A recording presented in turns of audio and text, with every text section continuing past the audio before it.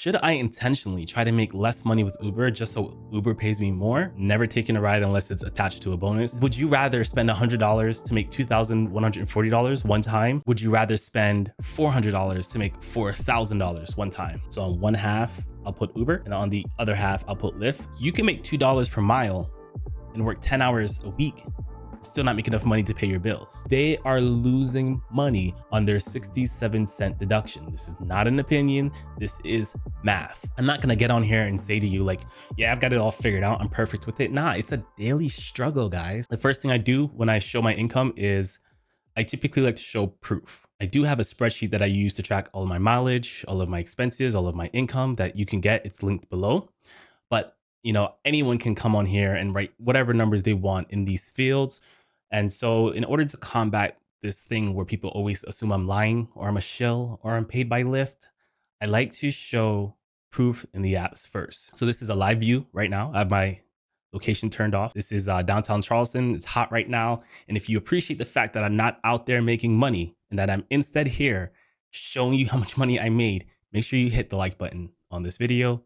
Thank you. So in total, I made $1,182.17 last week with Lyft. It says I have 575 miles booked. It's probably more than that. It says I drove for 224 hours, 54 minutes booked. Definitely more than that, but we'll break that down in a second. Let's take a step back and let's look at the daily activity. On Monday, I did 17 rides. I drove for 6 hours and 17 minutes of online time. That's not the full story. We'll talk about it. I made $240.68 and I got 4 tips. A lot of ride bonuses here. Even though it says online for 6 hours and 17 minutes, it's probably closer to 7 or 8 hours, which is still pretty good for the amount of money I made. But I want to continue to push this conversation where we need to be careful when we're receiving information as drivers from other drivers. We don't know if they're really talking about active time. And even if they're talking about online time can be manipulated. And even with those two, there are, like, if you're running multiple apps, online time isn't going to be your best bet. Because if I have the Uber app on and the Lyft app on, then it's going to like show double time, which is not accurate. So we need to make sure that we're using, I think we should be using all three. We should be using what's now called door-to-door time. I would say minus your breaks, your online time and your active time, but for 3 different reasons. If you're trying to talk to another driver and you're trying to talk about how much money you're making, I think that door-to-door time is actually the best metric for that. Online time is a good metric of when you're actually online and working, you know, what's happening. And it also depends on the driver. Different drivers have different ways they approach driving. So online time is different per person, but even active time has a benefit, right? Active time says, all right, when I actually am on the way to a passenger or I have a passenger in my car, here's how much money I make. Now, I think active time is a great way to compare active time on like a Friday to active time on like on a Thursday, but it's not a great way to measure your overall hourly performance as an independent contractor with Uber Lyft. So on Tuesday, I didn't really drive. I know it says I made $24 in over 33 minutes. What actually happened is I drove Monday and I drove into Tuesday. So I didn't actually go back out on Tuesday. So this is Wednesday. This is V-Day. This is the day drivers were striking. And I made $282 over the course of 7 hours, about 10 hours, doing 20 rides. I got no tips, none. Probably because the rides were more expensive than they expected. My experience in my city is that I would be lying. I said that I did not benefit from those who did not work. I think that's the awkward elephant in the room that I want to talk about. I don't want to dismiss it. This Wednesday, there were a lot more bonuses than are usually on a Wednesday. And I drove in the morning and I drove at night. You can see I drove at 5:01 a.m. I took my first ride. I had some really good bonuses. Even here, where it says Tuesday, this was actually from Wednesday. For me, in my city, in my time zone, the Lyft day starts at 5 a.m. So Wednesday, 5 a.m. is when Wednesday starts. Wednesday at 4:50 a.m., that's considered Tuesday according to this app. So even though this says 5:15 a.m., which would be on a Wednesday, because this passenger ordered the ride on the Tuesday, it counts for Tuesday, even though I, Tristan Thomas, picked it up on Wednesday. So that's something to keep in mind. So this would actually technically, this $4 would also be added to my Valentine's Day earnings. But I did notice a lot of bonuses in the morning that were a lot stronger than they usually are. And I'm going to attribute that to the fact that drivers are probably protesting. But it would be wrong of me not to acknowledge that the money I made on this day in some way, shape, and form, I have to acknowledge that it's because of the strike. So here I am saying it. So pretty much bonuses on every single ride. Pretty much testing, never taking a ride unless it's attached to a bonus, and it worked pretty well. I'll get into like the breakdown, the taxes and all that in the spreadsheet, but we'll keep pushing forward. So this is on Thursday. Thursday, I drove for 12 rides over the course of 4 hours. And I made $171.43. I had something I had to do on Friday, early morning, something that was family related. So I came home, took care of that. And then Friday, I didn't drive. I came home at like really late in the morning. I didn't get too much sleep. I had to be up early. I had to be at the thing for a considerable amount of time. And I was exhausted, to be honest with you. I was exhausted. I decided I would just take the L, not work the Friday, and instead work the Saturday, because Saturday is the busiest day of the week in my market. And I also suspected that because Valentine's fell on a Wednesday, that majority of the people would celebrate on the weekend. And that was also true. And there was also a festival called Siwi, something about animals and paintings and something, but it's pretty big and it showed, right? Saturday was my busiest day of the week. It was the best day of the week. I made $483.74 on 30 rides in 8 hours, but it was more like 10 hours. And I got 10 tips. Of course, this doesn't include Uber. I didn't do too much on Uber, but there's some Uber stuff there. And I didn't drive Sunday. I wanted to, but I didn't. This is from a tip that I got, this $9.50. That's when, I had some friends that came into town and, I'll make the sacrifice. But we'll quickly go through Uber. On Monday, I made $18.56 over 33 minutes. On Wednesday, I made $58.52 over an hour and a half. And then on Thursday, I made $29.70 over 34 minutes. I run Uber and Lyft split screen on my phone. I have a folding phone. So on one half, I'll put Uber, and on the other half, I'll put Lyft. And I'm always looking. I'm always comparing bonuses. I'm always comparing what's happening. But typically speaking, I do Lyft more when it's busy because of the tools. The area filters on Lyft are significantly better than Uber.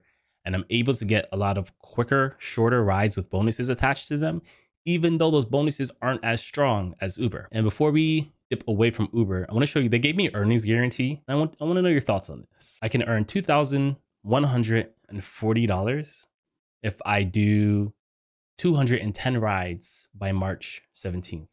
So I worked out the average. If I do less than $10 per ride, Uber will have to pay me money.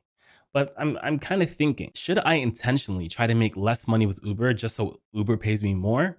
Like if I'm able to make more than $2,140 over the course of 210 rides, like if I'm able to make $4,000 instead of the $2,000 that they're promising, is that worth it?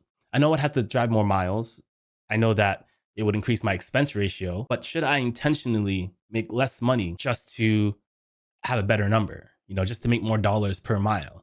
Just to spend less on the gas for that money? Or would I rather have the $4,000 and my expenses be a little more than that? My expense ratio is about 10 to 15%. And when it comes to math and the way things scale, if I make $4,000, that means I spent $400 to make the $4,000. But if I'm able to make $2,000 and only spend $100 to make that $2,000, that would be 5%.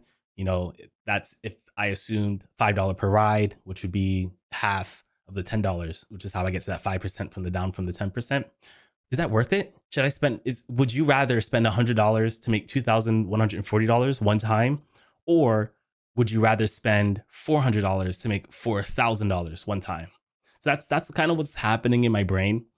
And I'm not sure. So if you're watching this and you have an opinion to give, let me know which one would you rather do, because that's kind of the scale of what Uber and Lyft is. We have drivers out there who are focused on profit, which is fine. Just this is an acknowledgement, not a critique.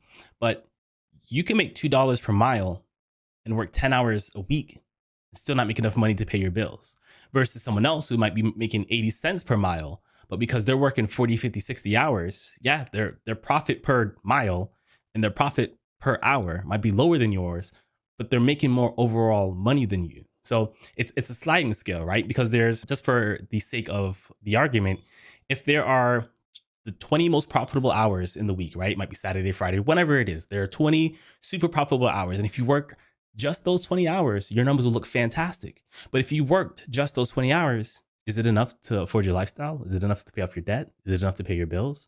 So that's the sliding scale that happens in rideshare, to where if I want to make $3,000 in 1 week, I know I'm going to have to work some of the crappy hours in order to add to that pot. That money won't be as profitable per hour or per mile than just working the best 20. So what's that sliding scale for you? I think that what I'll do is maybe I'll focus on driving busy hours with Lyft. And then during slow hours, I can, take 7 rides per day in order to meet this quota. So that's kind of where I'm leaning. But in an instance where I'm on Uber and there's a $20 bonus, do I not take it because I want Uber to pay me out more money in the guarantee?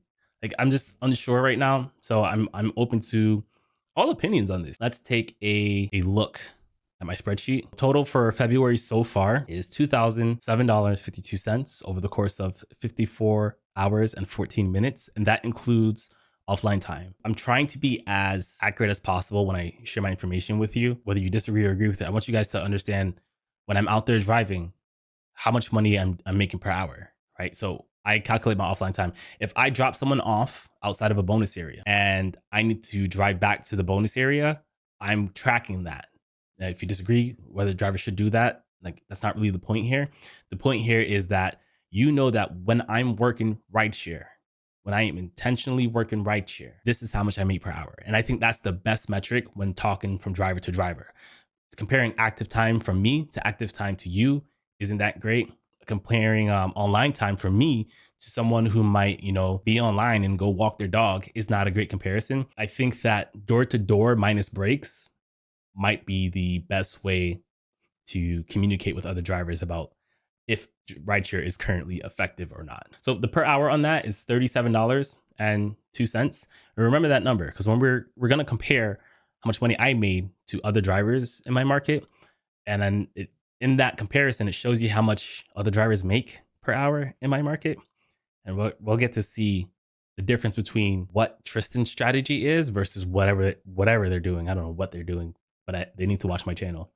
I drove 1,889 miles. So on a per mile rate, that's $1.06. If we go by the online miles that Lyft shows, it's going to say that probably I made about $2 per mile, which is why you should not be following booked miles, because there is driving that is done when the app is not on. And if you are relying on Uber and Lyft for your tax mileage, you are leaving money on the table. This is not an opinion. This is mathematically speaking. There are drivers who only go by their active miles and they don't track their miles outside of that. And they are losing money on their 67-cent deduction. This is not an opinion. This is math. So that's something to consider when you see other YouTubers not tracking their miles, so don't fall into that trap.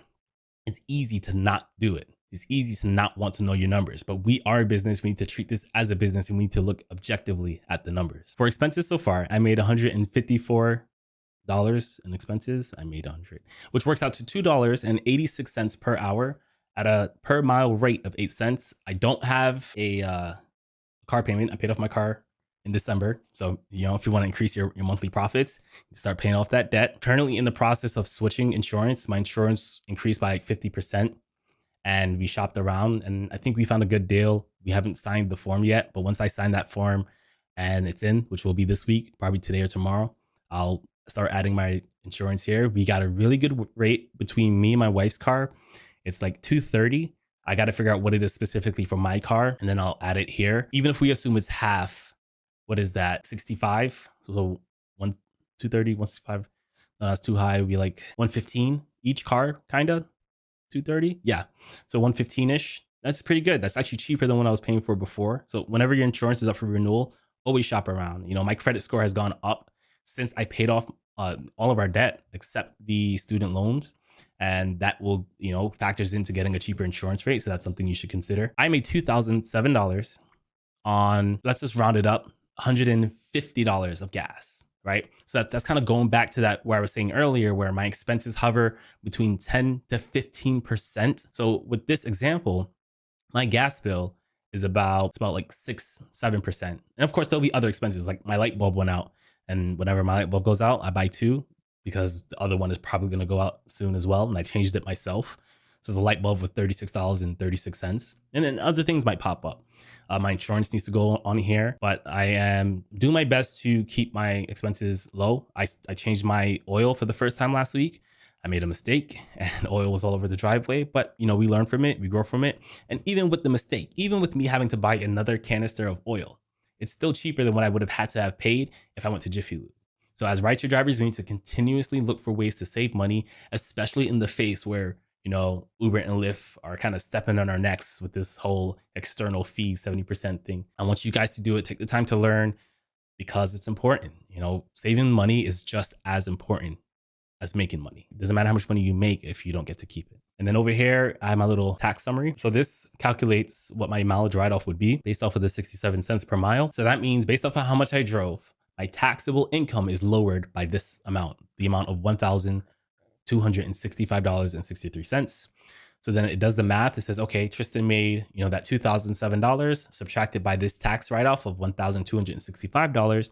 And we get a taxable income of $741.89. We're going to assume a tax rate of 15%. This number will change. This is kind of my placeholder number. When I do my taxes, and I haven't done them yet because I'm procrastinating, once I get that done, I will be able to see, when I receive money from Lyft versus what I pay the government, what is the nominal tax rate between those two things? And I'll use that to estimate my taxes for next year. Will it be accurate?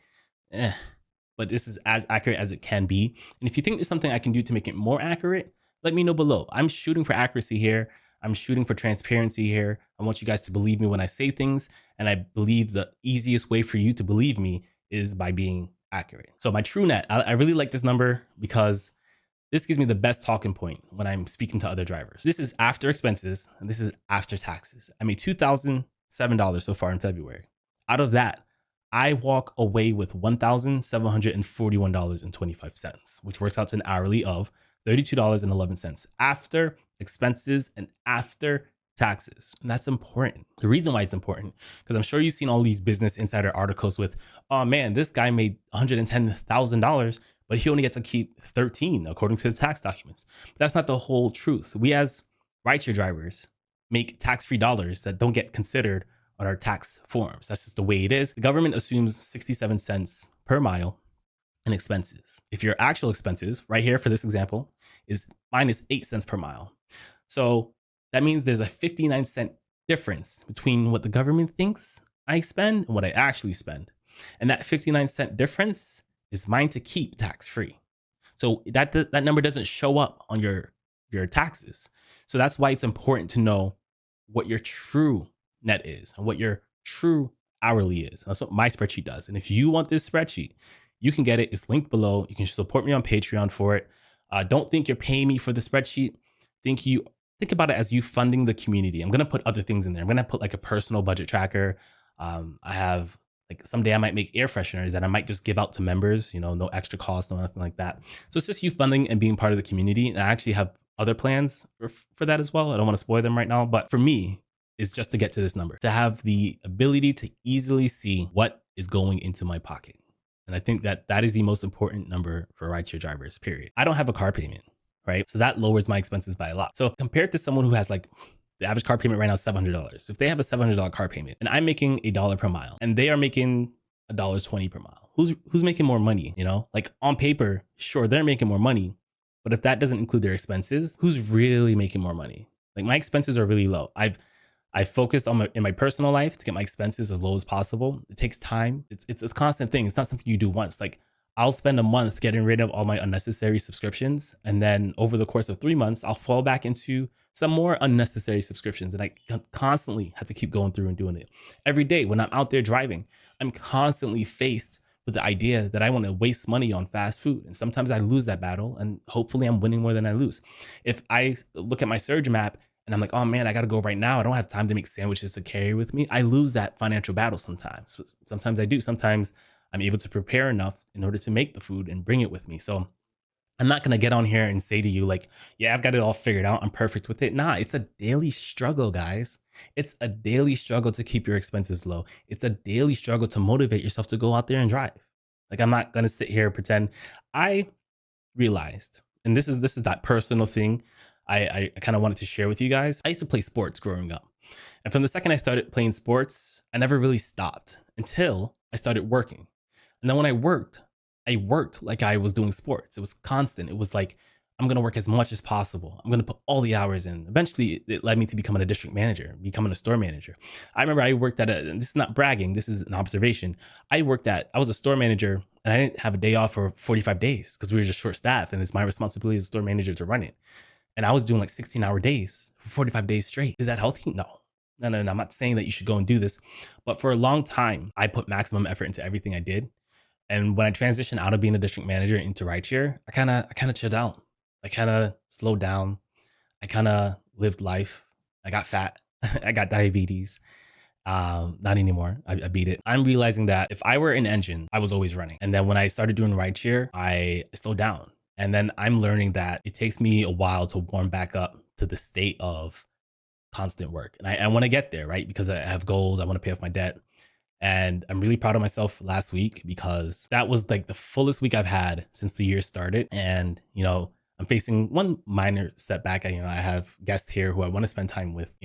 I might have to restart my engine because of it, get back into the rhythm and then keep the rhythm. But it's okay. Sacrifices happen. Yeah. So it's kind of what I wanted to share with you. And I'm slowly getting back to what I could call the old me. Just wanted to share that with you. So that's how much money I made.